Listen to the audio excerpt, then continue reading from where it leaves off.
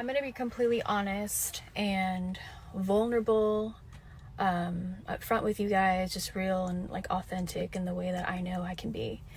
So I want to get on here and talk to you guys about Shyla and what she's been saying, and the lies that she's been spreading. And I find that like in life, there's like a way of handling things, and then there's a way that you go about things, and you get the consequences. And I feel like Shyla just going on the internet and just being super immature and saying things that aren't true and not coming to me personally. If you have a problem with me, you got to come to me personally. Like that's like my go-to. Like when I got a problem with someone, I call them up. That's kind of like my personality. That's kind of my vibe. That's how I do things. And I've called you, Shyla, before when I had a problem with you 2 years ago, when you made a video about my skincare line. I called you that night, and I texted you, and that's kind of like my vibe. Like that's how I do things. So if you got a problem with me, let's talk about it, right? I was thinking about it, and I'm not impulsive like she is. I really just like sit with my thoughts and really think about things and analyze it, and that's just kind of the personality that I am. So when she had said all these like negative, dark lies about my family, I was thinking about it, and I was like, wow, like I actually pray for this person. Like I do silent prayers all the time, and I send her good vibes. Doing since I can remember, and it's showing, and she's like telling on herself, like she's showing her true colors, and it's like it's so obvious. So to get straight to the point, the other night Austin went to the gym like he always does. He's in camp right now, so he's training for a fight, and he had a sparring. So he invited the whole family. His dad was there, our son was there, his friends. I couldn't make it because I had something going on, so I stayed home with the girls. And if you see me, if you could physically see me right now, if you're watching this video, you know that what I do for a living is content. So I've been on YouTube for a very long time, and I make content, and we film for a living, and we've shared glimpses of our lives. We don't share as much anymore just because of that's kind of where we're at. To be honest with you, if I didn't have this many eyes on me, I probably would be sharing a lot more. But yeah, that's just kind of where we're at. And so he was at the gym, he was making content like he always does, and he made this very innocent video of kind of going towards our son and Shyla's daughter, Solene, who's his niece, Austin's niece. And she was kind of in the background. You couldn't really see her. She's kind of like to the side, and then he kind of focuses on our son, and very cute, like innocent video. So Shyla, respectfully, being the hawk that she is, watching every single one of our stories and our videos and trying to find an opportunity to speak on our name and continuously disrespect us and slander and say these really hurtful and untruthful things, she goes on the internet and starts to claim that my husband tried to kill somebody, and that I had IVF treatment for my third pregnancy, which are all untrue things. There's a couple more things that are just untrue. I don't even remember what she said, but I this is the time that it comes to an end, and I'm going to share how I feel. So she claims that her daughter is being used for clout. All right, so let's discuss this. Shyla, I don't know if you know what clout is, okay? So there's a difference between clout and then family, right? So you got a family that's, they're well known, they have a lot of eyes on them, and we started YouTube. We didn't know we were going to be as successful as we are. We did it with pure intentions. Everything happened so naturally and so pure and so real. I love my job. I love what I do. And you, Shyla, you jumped on the bandwagon, and that's what you started to do. And you did it for many years. And all of a sudden, when your relationship ended, when Landon broke up with you, you decided that because it wasn't in your favor anymore, that you were going to decide that, your daughter is clout now, which doesn't make any sense. Family is family, and I'm sorry if like that's how you see it through your goggles, like that it's being clout, but it's just it is what it is. Like you're damned if you do, damned if you don't. If Solene is never a part of our family, if she's not at our parties and hanging out with our cousins and going to the beach with us and having a good time and growing up with us and learning and growing, then you would say 5 years from now that, oh, they never loved her, they never care, nobody cares. And the truth is that we all love our family. Every single person in our family, we love them very much. And that's one of the reasons why we're so successful, is because we put family first. And that's been the kind of people that we've been and transmitted for a long time. And so for you to use that word, it's very hurtful, because the very opposite of clout. If anything, you're creating attention for clout. I understand that, you're telling the world that you don't want your daughter on the internet anymore, that you've grown, that, you don't like that, which I have complete respect for. I feel like that's a beautiful thing if that's what you decide you want to do. But you're also very contradicting. So let's just make that clear. So then you proceed and you say some lies, and you say that I had IVF treatment for my third child to have a boy. And that's 1000% not true. I don't know if you believe in God, if you pray to God, but God, right? Like, that's the reason why I have my children. I was able to conceive 3 children. I wanted them back to back. Where that came from, I don't get the purpose of it. I can't grasp it. Like, I'm sorry, I just don't know.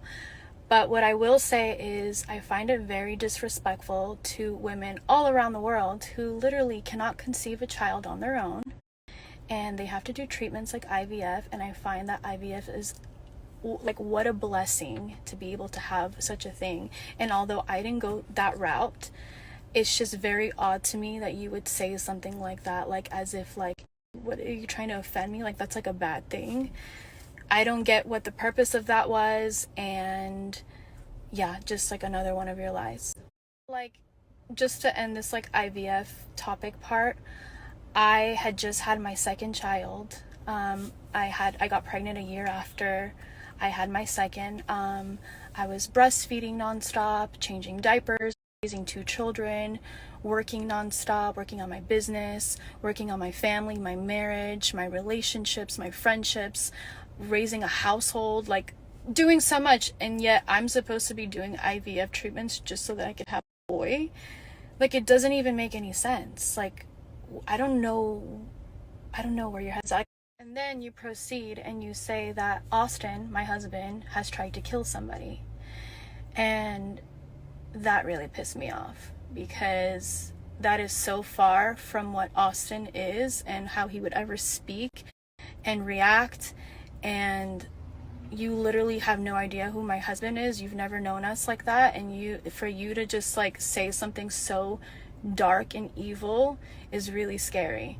And I just find that was completely out of line. And this is mainly the reason why I'm making this video, is because you need to be stopped, and you really do need to heal. You need to stop pretending that you're healed, and you really have to look inwards.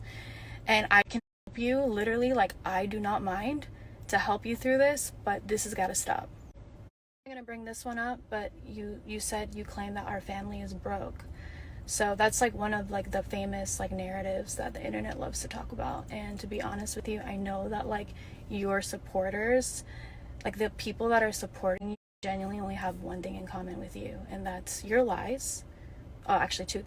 Your lies, and then that you don't like us. Literally, those are the only things that your supporters have in common with you. And that's the truth. And your lies have gotten so deep. It's so deep that you continuously, you're like making this like monster, and it's literally not who you are. Like, I know that for a fact. Like, that can't be who you are. I get that money is your number one motivator.